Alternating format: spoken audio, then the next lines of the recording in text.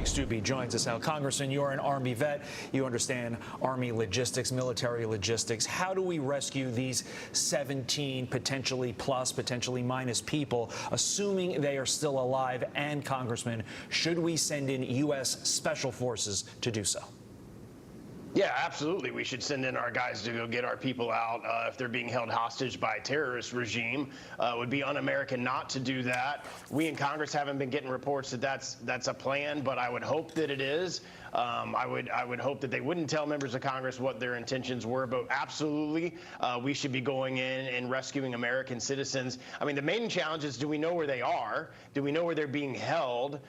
So I'm not privy to all that intel, but I would hope that our intelligence folks and our DOD folks are doing everything we can to rescue American citizens that have been captured by Hamas.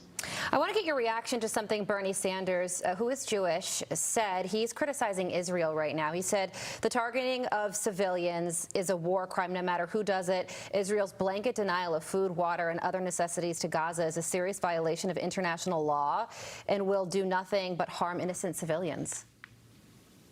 Yeah, look how far we've fallen as a nation where Democrats are siding with terrorists who just murdered over 1,000 Israelis, murdered Americans, beheaded children. The videos and pictures that you have seen of the grotesque and gruesome barbaric acts of terrorists are met with Democrats not condemning that, but feeling bad that civilians are getting caught in the middle when Israel responds in kind, as they should. I 100% support our ally, Israel. I think they need to do everything that they can to push back on terrorism. And I commend Netanyahu.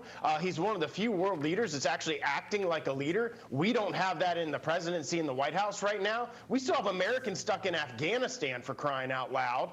So I surely hope that I'm glad that we have a leader in Israel. I'm sad that we don't have that type of leadership right here in the United States. Yeah, that statement from Bernie Sanders, especially in light of the fact that he is Jewish. I read that 3 times. I was like, am I reading this wrong? It makes no sense. Can I ask Congressman Steube another question about the hostages? Do you think that Antony Blinken is over in Israel right now and he's going to be meeting with the Palestinian president?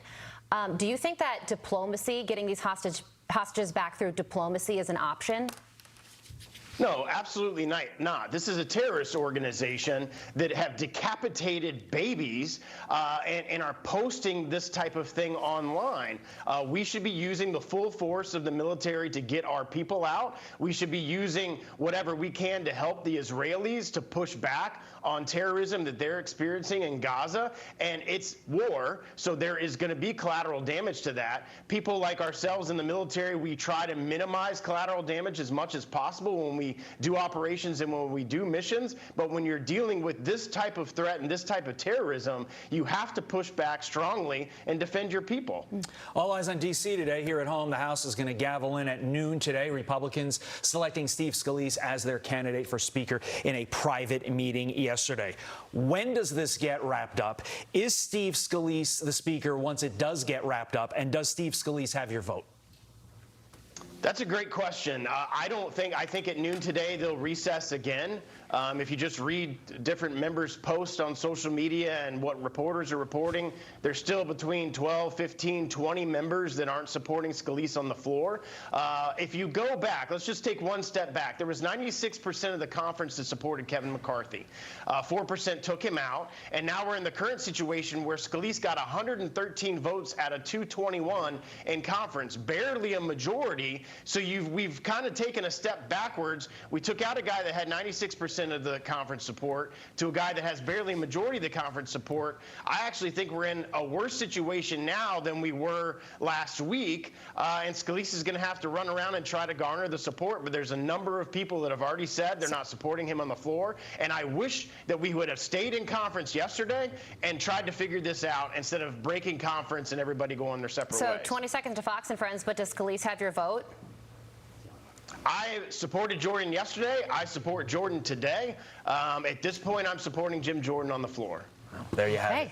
Congressman Greg Steube has got a busy day. We thank you for your time. And with that, Fox and Friends begins right now.